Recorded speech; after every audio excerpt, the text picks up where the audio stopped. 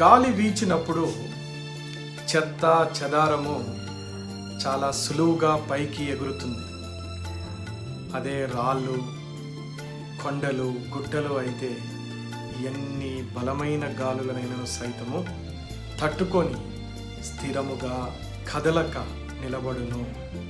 ప్రియ సహోదరుడా, సహోదరి, యేసు లేని జీవితం, యేసును ఎరుగని జీవితం, ప్రభువైన యేసు క్రీస్తు వారిని సొంత రక్షకుడిగా, దేవుడిగా కలిగి లేని జీవితము గాలికి ఎగురు చెత్త వలె, పొట్టు వలె ఉండును.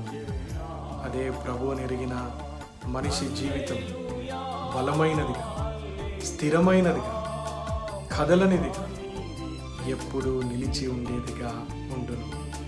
ఇప్పుడు నిర్ణయము మీది. మీరు ఎలా ఉండగలరు?